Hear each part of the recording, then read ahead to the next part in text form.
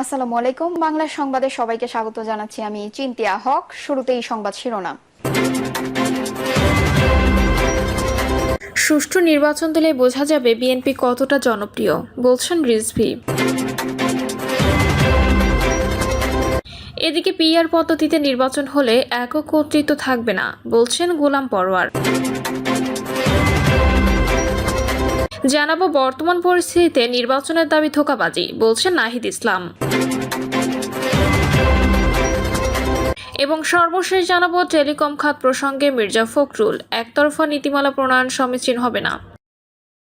শুনছিলেন সংবাদ শিরোনাম, এবারে বিস্তারিত। সুষ্ঠু নির্বাচন দিলেই বোঝা যাবে বিএনপি কতটা জনপ্রিয়, বলছেন রিজভী। গণতন্ত্রের প্রশ্নে টানা 16 বছর ধরে বিএনপি আন্দোলন করে গেছে বলে মন্তব্য করেছেন বিএনপির সিনিয়র যুগ্ম মহাসচিব অ্যাডভোকেট রুহুল কবির রিজভী। তিনি বলেছেন, শেখ হাসিনা যে গণতন্ত্র কবরস্থ করেছিলেন তা পুনর্জাগরণের আন্দোলন চালিয়ে গেছে বিএনপি। নানাবিধ নির্যাতনের পরেও কখনো থেমে যায়নি। এখন সুষ্ঠু নির্বাচন দিলে বোঝা যাবে বিএনপি কতটা জনপ্রিয়। রিজভী বলেন, গণতন্ত্র যখনই ধ্বংস কিংবা ষড়যন্ত্রের শিকার হয়েছে তখনই বেগম খালেদা জিয়া বারবার গণতন্ত্র প্রতিষ্ঠায় অবদান রেখেছেন। পরমত সহিংসতা ও গণতন্ত্রের সৌন্দর্য। তিনি আরও বলেন, যে কোনো ধরনের অনৈতিক কাজে লিপ্তদের বিরুদ্ধে ব্যবস্থা নেওয়া হবে। দলের কেউ যেন কারো সঙ্গে সন্ত্রাসী কর্মকাণ্ডে জড়িয়ে না পড়ে, এজন্যই এ ব্যবস্থা নেওয়া হচ্ছে। অনৈতিক ও অপরাধমূলক কাজের বিষয়ে বিএনপির অবস্থান জিরো টলারেন্স। এছাড়াও এরই মধ্যে দলীয় শৃঙ্খলা ভঙ্গের কারণে সারা দেশে বেশ কয়েকজন নেতাকে দল থেকে অব্যাহতি দেওয়া হয়েছে বলে জানান রিজভী। তিনি বলেন, অবাধ ও সুষ্ঠু নির্বাচন দিলে বোঝা যাবে বিএনপি কতটা জনপ্রিয়। এ সময় দ্রুত অবাধ ও সুষ্ঠু নির্বাচন দেওয়ার দাবি জানান বিএনপির এই সিনিয়র নেতা। পিআর পদ্ধতিতে নির্বাচন হলে একক কর্তৃত্ব থাকবে না, বলছেন গোলাম পরোয়ার। জাতীয় সংসদ নির্বাচনে পিআর পদ্ধতি চালু হলে কেউ একক কর্তৃত্ব কায়েম করতে পারবে না বলে মন্তব্য করেছেন বাংলাদেশ জামাত ইসলামী সেক্রেটারি জেনারেল ও সাবেক এমপি অধ্যাপক মিয়া গোলাম পরোয়ার। তিনি বলেন, পিআর পদ্ধতিতে ভোট ডাকাতির সুযোগ নেই এবং জনগণের প্রকৃত মতামতের প্রতিফলন ঘটে। পদ্ধতিগত পরিবর্তন ছাড়া দেশে গণতন্ত্র ও ন্যায়ের ভিত্তিতে রাষ্ট্র পরিচালনা সম্ভব নয়। তিনি বলেন, একদলীয় শাসন ব্যবস্থায় রাষ্ট্র পরিচালিত হওয়ার ফলে স্বাধীনতার 54 বছর পরও মানুষ তার অধিকার আদায়ের আন্দোলন করতে হচ্ছে, কারণ একদলীয় শাসন ব্যবস্থায় ক্ষমতাসীনদের ফ্যাসিবাদী করে তোলে। গোলাম পরোয়ার বলেন, 24-এর ছাত্র জনতা একক কর্তৃত্বের বিরুদ্ধে আন্দোলন করেছে। ফ্যাসিবাদের হাত থেকে জাতিকে মুক্তি দিতে 2 সহস্রাধিক ছাত্র জনতা জীবন দিয়েছে। 50,000-এর অধিক আহত পঙ্গু করেছে। ছাত্র জনতা যেই বৈষম্যের বিরুদ্ধে লড়াই করেছে, সেই বৈষম্য আবার সৃষ্টি হলে রাষ্ট্রকে কঠিন পরিস্থিতির মুখোমুখি হতে হবে। বৈষম্য সৃষ্টির উৎপত্তি স্থল হচ্ছে একক কর্তৃত্ব। জামাত ইসলামী রাষ্ট্র পরিচালনার দায়িত্বে পেলে বৈষম্যহীন কল্যাণ রাষ্ট্র জাতিকে উপহার দেবে দাবি করে তিনি বলেন, যেই রাষ্ট্রের স্বপ্ন ছিল আমাদের শহীদদের, জুলাইয়ের আত্মদানকারীদের রাষ্ট্রীয় স্বীকৃতি দিতে হবে এবং গণহত্যার বিচার নিশ্চিত করতে হবে। তিনি বলেন, বাংলাদেশের অর্থনীতিতে গুরুত্বপূর্ণ ভূমিকা রাখছে প্রবাসীরা, অথচ প্রবাসীদের ভোটাধিকার থেকে বঞ্চিত করা হয়েছে। তিনি প্রবাসীদের ভোটাধিকার নিশ্চিত করতে অন্তর্বর্তীকালীন সরকারের প্রতি আহ্বান জানান। মিয়া গোলাম পরোয়ার বলেন, অন্তর্বর্তীকালীন সরকার সুষ্ঠু ও নিরপেক্ষ নির্বাচনের প্রতিশ্রুতি জাতিকে দিয়েছে। তবে কোনো কোনো দলের কর্মকাণ্ডে সুষ্ঠু ও নিরপেক্ষ নির্বাচনের বিষয়ে জনমনের সংশয় তৈরি হয়েছে। জামাত ইসলামী জাতীয় নির্বাচনের আগে স্থানীয় সরকার নির্বাচনের দাবি জানিয়েছে।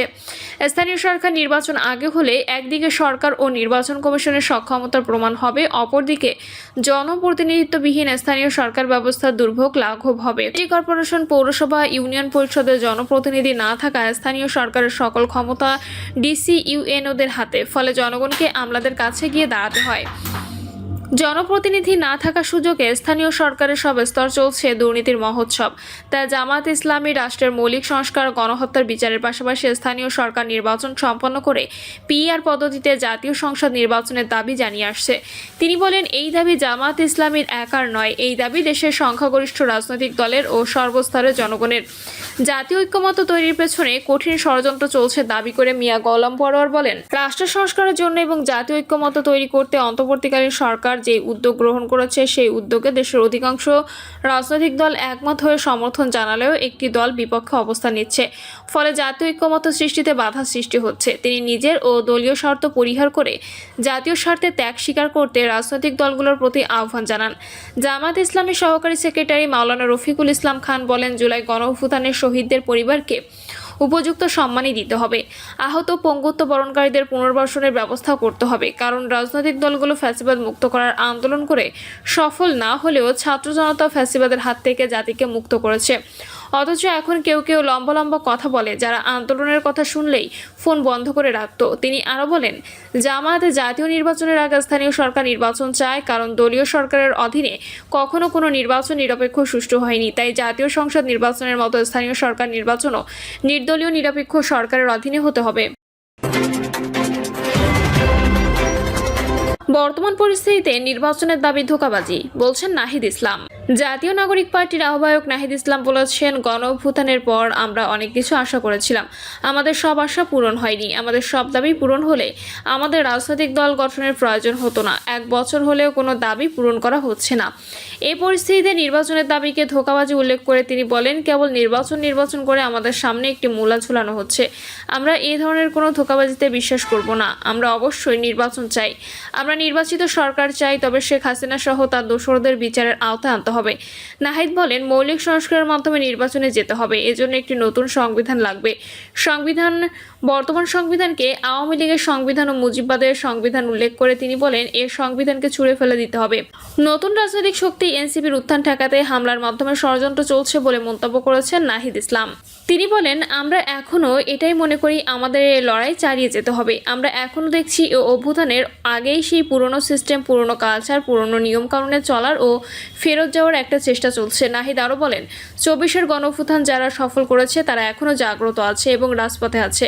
এখনও যদি কেউ মনে করে পুরনো দখলদারিত্ব এবং পুরনো সন্ত্রাসের রাজত্ব এখনও ফেরত আসবে, তাদের পরিণতিও কিন্তু স্বৈরাচার হাসিনার মতো হবে। তিনি বলেন, এর আগেও আমাদের অফিসের সামনে ককটেল বিস্ফোরণের ঘটনায় মামলা করেছি, কিন্তু প্রশাসনের পক্ষ থেকে তেমন কোনো উদ্যোগ দেখা যায়নি। হামলা করে নতুন রাজনীতিকে দমন করা যাবে না। হাসনাত আব্দুল্লাহ বলেন, অভ্যুত্থান কেবল সরকার পরিবর্তনের জন্য নয়, সরকার পরিবর্তনের আগে ফ্যাসিস্ট উৎপাদনের যত পন্থা আছে সব বন্ধ করতে হবে। এ সময় সংবিধানের নামে যা আছে তা সংবিধান নয়, বরং তা আওয়ামী লীগের মন্তব্য করে তিনি বলেন, নির্বাচনের আগে প্রশাসনিক সংস্কার প্রয়োজন, নতুন সংবিধান প্রয়োজন। টেলিকম খাত প্রসঙ্গে মির্জা ফখরুল, একতরফা নীতিমালা প্রণয়ন সমীচীন হবে না। জাতীয় নির্বাচনকে বিবেচনায় রেখে টেলিকম খাতে নতুন নীতিমালা একতরফাভাবে প্রণয়ন করা সমীচীন হবে না, এমন মন্তব্য করেছেন বিএনপি মহাসচিব মির্জা ফখরুল ইসলাম আলমগীর।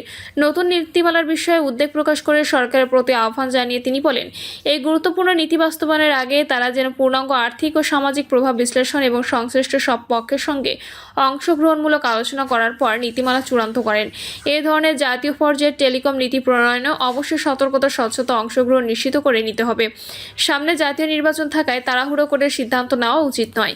বিএনপি বিশ্বাস করে সবার জন্য উপকার বয়ে আনে এমন নীতি গ্রহণযোগ্য। ডিজিটাল সংযুক্তির মাধ্যমে সমতাভিত্তিক উন্নয়ন এবং জাতীয় ডিজিটাল নিরাপত্তার সার্বভৌমত্ব রক্ষার অঙ্গীকারেই আমরা কাজ করে যাব। রাজধানীর গুলশানে বিএনপি চেয়ারপারসনের রাজনৈতিক কার্যালয়ে এক জরুরি সংবাদ সম্মেলনে দলটির মহাসচিব এসব কথা বলেন। মির্জা ফখরুল বলেন, বাংলাদেশ টেলিযোগাযোগ নিয়ন্ত্রক কমিশনের সাম্প্রতিক ড্রাফট টেলিকম নেটওয়ার্ক ও লাইসেন্সিং রিফর্ম পলিসি 2025 উদ্যোগের বিষয়টি বিএনপি দৃষ্টিগোচর রয়েছে। এ উদ্যোগ প্রশংসনীয় হলেও এই মুহূর্তে এ ধরনের একটি জাতীয় গুরুত্বপূর্ণ ক্ষেত্রে তড়িঘড়ি করে সিদ্ধান্ত গ্রহণ করার বিষয়ে আশঙ্কা প্রকাশ করেছি। এই নীতির উদ্দেশ্য হলো লাইসেন্সিং পদ্ধতি সহজ করা। প্রিয় দর্শক, এই ছিল এখনকার সর্বশেষ সংবাদ। আপডেট সব সংবাদ পেতে চ্যানেলটি সাবস্ক্রাইব করে বেল আইকনটি ক্লিক করে রাখুন।